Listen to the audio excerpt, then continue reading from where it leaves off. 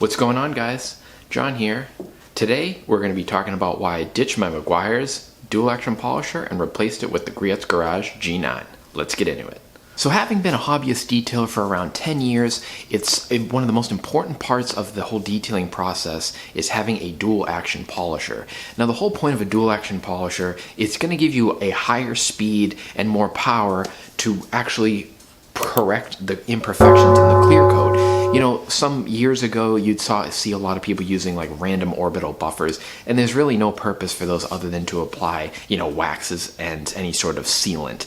But for the most part, anytime you're doing paint correction, you're typically going to be reaching for either a rotary polisher or a dual action polisher, which the latter is much more friendly to the enthusiast, and they do provide a lot of correction for a reasonable cost. So what I have in front of me here is my original Meguiar's G110V2 dual action polisher. Now this came out in around 2009 and was a really big step up for the hobbyist. Its main competitor was the Porter Cable 7424XP, and back in the forums on those days, on Ford forum I would go on a lot, these were the two main polishers that you'd see people purchase. There are versions that are far beyond like the professional grade, but for the enthusiast, $100-something, $200 polisher is a pretty reasonable price, and I got a lot of great years out of using this. So after about 11 years of owning this dual action polisher, ultimately it started to have bogging problems, it started to make some strange noises, and as most recently, it started to have a pretty weird smell coming out of it. So I knew it was time to replace it. I was in the middle of detailing my Mustang, and it's just time to replace it, and so I wanted to show you why I ultimately chose the Griot's G9 to replace it. Now, Griot's Garage has been around for a long time, and back when I first got into detailing, I didn't see as much on them. It was typically the Porter Cable models. You heard about Flex, which they do a lot of rotaries, more geared towards high-end enthusiasts or people that are doing this for a living. They tend to go with a Flex or a Rupays. And then the Porter Cable. I never really heard much about Griot's Garage back then, but over the past 5 to 7 years, I've seen a massive increase in just their presence, the products they're putting out, and their large amount of polishers that have received a lot of kudos from people in the industry. So after going through doing a bunch of reading and researching, I ultimately chose the Griot's Garage G9 to replace my trusty Meguiar's G110V2. Now, in terms of power, there's a pretty large difference, and I could feel it immediately. The Meguiar's G110 is a 4.2 amp motor, where the Griot's Garage model is an 8.5 amp motor. In terms of actual RPMs they are capable of running at, pretty close. The G110 can go 1800 to 6800, and the Griot's Garage can go 2000 to 6400. When compared side by side, the Meguiar's G110 and the Griot's Garage G9 are much different in design. The Griot's Garage G9, as you can see, has a much more ergonomic design, which is a very comfortable hand placement for your hand at the top, and a very ergonomic design at the bottom, which allows your fingers to go right over the trigger and have easy access with your thumb to change the different speeds. And the speed selection is on both sides, so even if you're a righty or a lefty, you'll have no problem changing the speeds. One of the neat things that I noticed and really like about the G9, this is not necessarily something that is going to affect the actual usage, but it's a pretty cool design feature. And as for their gripping, they could have just used a traditional grip surface, put some roughness on it so your hand doesn't slip off. But instead, Griot chose to use their little car logo and make sure that they put that on all of the rubber surfaces that your hands grip. So that ultimately became the grip surface. And while it may seem silly to some, that is something that I really enjoy seeing companies do. It adds a personal touch and helps with their branding, and it's just something when you look at it, it's just really neat. Most people coming from a Porter Cable or a Meguiar's unit like I am and other brands is the ability to maintain their original backing plates, the 5/16 shaft. The Griot's Garage G9 accepts that, and that's exactly what they are using from the factory, so that was a really nice thing that I was glad to see. Now, one of the big things that I've noticed with a lot of power tools is the cords. They can be so annoying to have cords lying about, you're trying to wrap them up.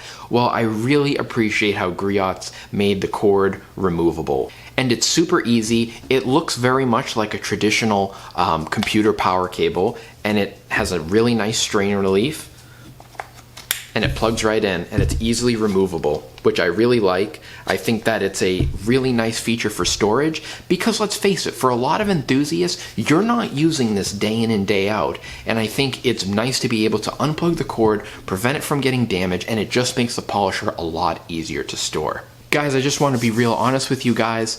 I know you're looking at my massive following, and I know that, you know, my reach with some of my videos recently cresting just about 150 views. I know I have a big influence on YouTube, but I just want to let you know that this is in no way compensated or has anything to do with Griot's Garage, Auto Geek, any of those companies. This is strictly a review that I'm putting together, but I do want to say, despite my large following and probably less than half of them being family members right now, I am always open to new people subscribe. So if you find my videos beneficial, I would appreciate a subscription, but of course, no pressure.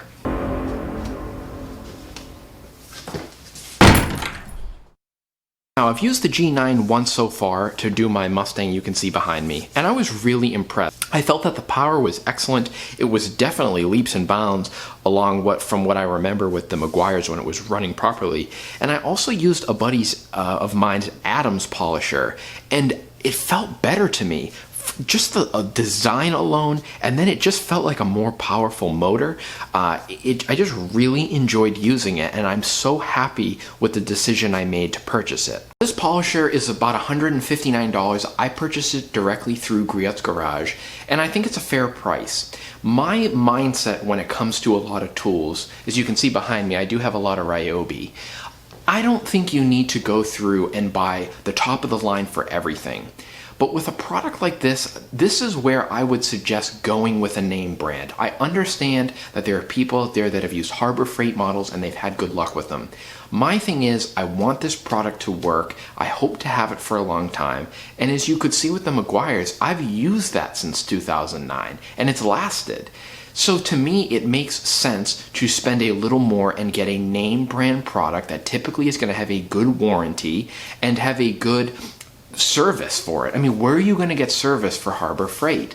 And yes, you could say, oh, it's cheaper and I could buy it and I could buy multiple for the replacement. But, you know, honestly, to me, I'd rather buy it, know I'm getting a good brand, and have the customer support behind it if I did have a problem.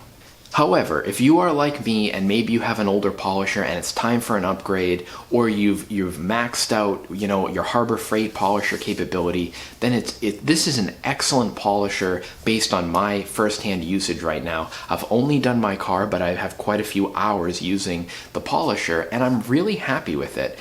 I think the $159 price point is very fair for this polisher. To me, when you start getting above $200, you start to hit that point where you really have to start thinking about your usage. If you're not going to use the polisher multiple times a month, and as an enthusiast, you're typically not going to unless you're doing other people's vehicles. So you start to have to think about, is it really worth spending that much?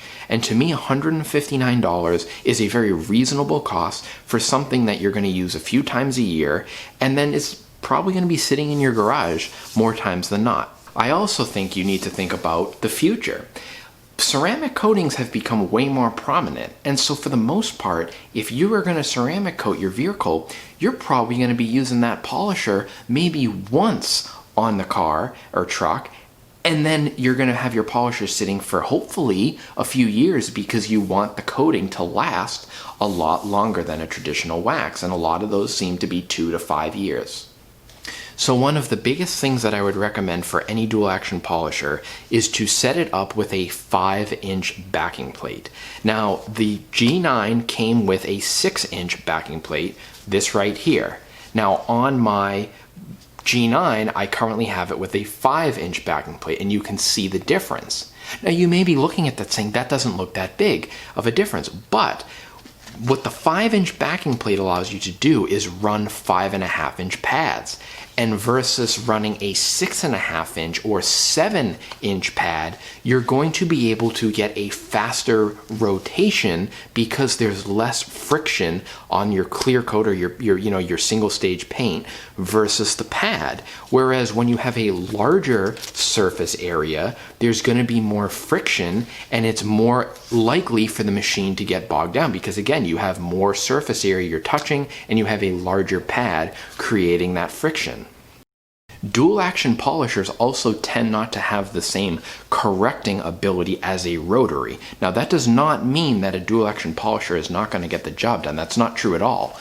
But you don't want to have more pad than you need and it starts to bog down the machine. And that's one thing I've learned that is one of the biggest changes you can make to your polishing technique, because it's really going to allow you to get faster correction. So in conclusion, I am really happy with this purchase. I think this is an excellent dual action polisher. All the reviews I read I feel are true after experiencing it for myself, seeing the power, and just seeing how much more ergonomic this design really is. It is very comfortable to use, and let's be real, when you're doing paint correction or any sort of polishing, you're going to be using this for quite some time, usually hours at a time.